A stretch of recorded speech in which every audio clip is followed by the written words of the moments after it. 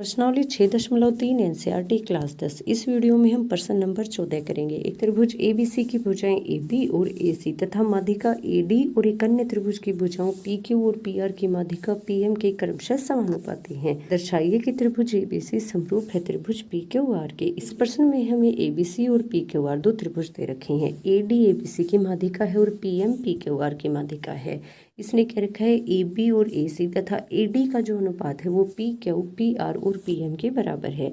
तो अनुपात को हम बटे में लिख सकते हैं, यानी हम इसे लिख देंगे ए बी बटे में पी क्यू। फिर आगे क्या रखा है इसने, ए सी यानी इस भुजा का अनुपात पी आर के बराबर है। तो ए सी बटे में पी आर बराबर में जो माध्यिका हमारे पास ए डी है उसका अनुपात इसने पी एम के बराबर दे रखा है। ये हमें प्रश्न के अंदर दिया गया, तो हम सबसे पहले इसको लिखकर ब्रैकेट में लिख देंगे कि दिया गया है। इस प्रश्न में हमें त्रिभुज एबीसी को त्रिभुज पी क्यू आर के समरूप सिद्ध करना है। अब इसके लिए हमारे पास ए बी और पी क्यू का अनुपात है, ए सी और पी आर का अनुपात है। हमारे पास एक प्रमेय होती है एस ए एस। इसमें दो भुजाओं का अनुपात अगर बराबर हो और उनके बीच का कोण अगर बराबर हो तो हम कह सकते हैं कि भुजा कोण भुजा समरूपता द्वारा ये दोनों त्रिभुज एक दूसरे के समरूप हो जाएंगे। अब भुजाओं का अनुपात तो हमें प्रश्न के अंदर पहले से ही दे रखा है। अगर हम इस कोण को इस कोण के बराबर सिद्ध कर दें तो ये दोनों त्रिभुज एक दूसरे के समरूप सिद्ध हो जाएंगे। उसके लिए हमें इसके अंदर थोड़ी सी रचना करनी पड़ेगी, उसके बाद ही यह होगा और कोई तरीका नहीं है। रचना कैसे करनी है, जितनी लंबाई इस एडी की है ना उतनी ही बिल्कुल सेम लंबाई हम यहाँ नीचे ले लेंगे। हम इस एडी लाइन को आगे बढ़ा देंगे ई बिंदु तक और उसको बिल्कुल इतना ही लेंगे जितनी दूरी ये है। फिर हम इस सी बिंदु को सी बिंदु से मिला देंगे। तो इस तरह से हमारे पास ये एक अलग से रचना हो जाएगी। बिल्कुल ऐसे ही हमें यहाँ करना है। हम इस लाइन को आगे बढ़ाएंगे एन बिंदु तक और ये जो दूरी है ना उतनी ही दूरी ये होनी चाहिए, यानी हम लिख सकते हैं पी एम बराबर एम एन। अब हम इस एन बिंदु को आर से मिला देंगे। अब इसको लिखना कैसे मैं आपको वो भी बता देती हूँ। सबसे पहले जो अनुपात हमें दिए गए वो लिखकर हम लिख देंगे कि दिया गया है। उसके बाद हम वो लिखेंगे जो हमें सिद्ध करना है। फिर हम रचना लिखेंगे, जो जो हमने किया है हम उसको शब्दों में लिख देंगे। रेखा ईडी को ई तक इस प्रकार बढ़ाएं कि रेखा ईडी बराबर डी ही हो। फिर उसके बाद हम ई और सी बिंदु को मिला देंगे। बिल्कुल ऐसे ही हमें त्रिभुज पी क्यू आर के अंदर करना है। त्रिभुज पी क्यू आर के अंदर हम लिख देंगे कि इसी प्रकार पी एम को एन तक इस प्रकार बढ़ाएं कि पी एम बराबर एम एन हो। फिर उसके बाद हम त्रिभुज ए बी डी यानी इस त्रिभुज को और त्रिभुज ई सी डी यानी इस त्रिभुज को, इन दोनों को लेते हैं। हमें ये दो त्रिभुज लेने हैं जो एक दूसरे के इस तरह से आमने सामने हैं। इन दोनों त्रिभुजों के अंदर हमारे पास ये जो कोण है ना ये इसके बराबर होगा, क्योंकि दो रेखाएं जब एक दूसरे को काटती हैं तो उनके आमने सामने के कोण एक दूसरे के बराबर होते हैं। ए डी बराबर डी ई, ये जो ए डी लाइन है ना ये डी ई के बराबर है, क्योंकि दोनों को ही हमने रचना से बराबर किया। अगर ये 4 सेंटीमीटर थी तो हमने इसको भी 4 सेंटीमीटर ही आगे बढ़ाया है। फिर बी डी बराबर सी डी। अब ये जो दूरी है ना बी डी ये सी डी के बराबर है, क्योंकि ये जो ए डी लाइन है ये इसने प्रश्न में पहले ही कह रखी है कि इस ए बी सी त्रिभुज की माध्यिका है। त्रिभुज के किसी एक बिंदु से एक ऐसी लाइन जो सामने वाली भुजा को दो बराबर भागों में बांटते हुए जाए उसे हम माध्यिका कहते हैं। तो हम कह सकते हैं एस ए एस भुजा कोण भुजा सर्वांग समता द्वारा ये दोनों त्रिभुज एक दूसरे के सर्वांग सम हो जाएंगे। अगर भुजाओं का अनुपात दे रखा है तो वो समरूप होंगे, लेकिन यहाँ हमें भुजाएं बराबर दे रखी हैं। आपको इस बात का स्पेशल ध्यान रखना है। अब हमें पता है कि सर्वांगसम त्रिभुजों के सभी भाग एक दूसरे के बराबर होते हैं, सभी कोण बराबर होंगे और सभी भुजाएं भी बराबर होंगी। तो बी डी तो सी डी के बराबर है। ये जो ए डी बीच वाली है ना ये डी ई के बराबर है और ये जो ए बी रेखा है ये सी ई के बराबर आ जाएगी। तो इस तरह से हम लिख सकते हैं ए बी बराबर है सी ई आ जाएगा यहाँ। किस लिए, सी पी सी टी यानी corresponding part of congruent triangle. सर्वांगसम त्रिभुजों के संगत भाग एक दूसरे के बराबर होते हैं। बिल्कुल ऐसे ही हम दूसरे त्रिभुज पी क्यू आर के अंदर करेंगे। इन दोनों त्रिभुजों को जब हम लेंगे तो इन दोनों त्रिभुजों के अंदर ये कोण इसके बराबर हो जाएगा, शीर्षाभिमुख कोण बिल्कुल वैसे ही।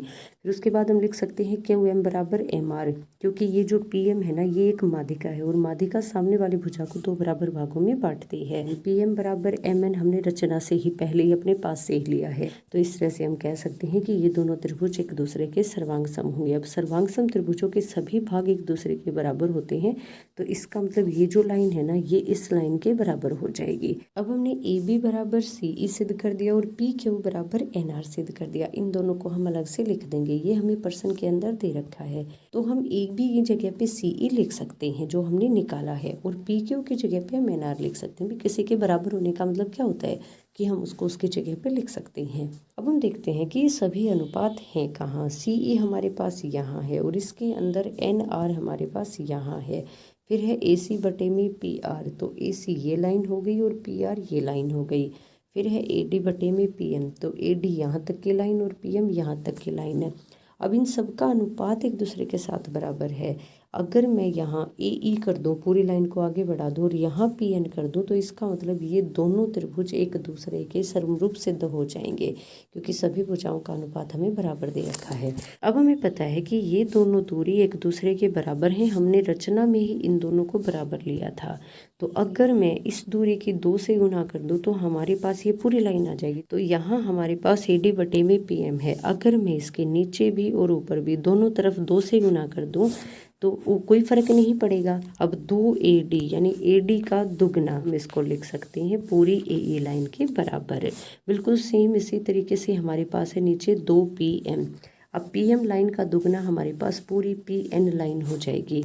तो हम 2AD की जगह तो AE लिख देंगे और 2PM की जगह पे PN लिख देंगे, यानी ये पूरी लाइन दोनों के अंदर आ जाएगी। तो इस तरह से हमारे पास अनुपात आ गया CE बटे में NR, AC बटे में PR और AE बटे में PN। देखिए ये हैं कहाँ, CE बटे में NR, ये CE है और ये NR है। AC ये लाइन है और PR ये लाइन है और AE हमारे पास ये बड़ी लाइन और PN हमारे पास ये बड़ी लाइन। अब इन दोनों त्रिभुजों की सभी भुजाओं का अनुपात एक दूसरे के बराबर है, तो इसका मतलब ये दोनों त्रिभुज एक दूसरे के समरूप होंगे। S भुजा भुजा भुजा समरूपता द्वारा। हमें पता है कि समरूप त्रिभुजों के सभी कोण एक दूसरे के बराबर होते हैं और सभी भुजाओं का अनुपात एक दूसरे के बराबर होता है। तो इसका मतलब ये कोण इसके बराबर हो जाएगा, ये कोण इसके बराबर और ये बड़ा कोण इसके बराबर। अब हमें ये पूरा कोण इस कोण के बराबर सिद्ध करना था। शुरुआत में ही मैंने आपको बताया था। तो इतना हिस्सा एक दूसरे के बराबर सिद्ध हो चुका है। अगर मैं इनको नाम दे दूं, मान लीजिए ये कोण 1 है, ये कोण 2 है, ये कोण 3 है, ये कोण 4 है, तो हमने निकाल लिया कि कोण 2 बराबर है कोण 4। क्यों?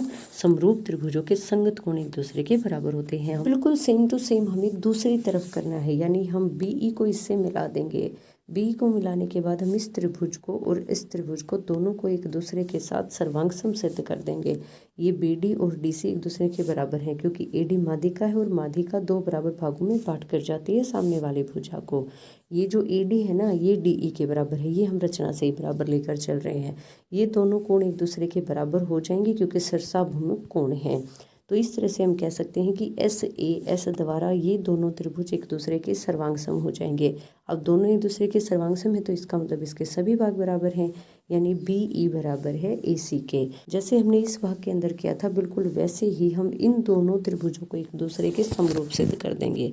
समरूप सिद्ध करने के बाद हम कह सकते हैं कि ये कोण इसके बराबर होगा। हमने इसको नाम दिया था 1 का और इसको नाम दिया था 3 का, तो हम कह सकते हैं कोण 1 बराबर है कोण 3। बिल्कुल सारा वही का वही चलेगा, हम इसको दोबारा से नहीं लिखेंगे। अब हमने सिद्ध कर लिया कोण 2 बराबर है 4 और कोण 1 बराबर है 3। हम इसको लिख देंगे, कोण 1 बराबर है कोण 3 के और कोण 2 बराबर है कोण 4 के। जब आप समीकरण 1 को 2 से जोड़ोगे तो इस तरफ का हिस्सा इस तरफ जुड़ जाएगा और इस तरफ का हिस्सा इस तरफ जुड़ जाएगा। अब जब आप 1 में 2 को जोड़ोगे तो हमारे पास ये पूरा कोण A आ जाएगा और जब आप 3 में 4 को जोड़ोगे तो हमारे पास कोण P आ जाएगा।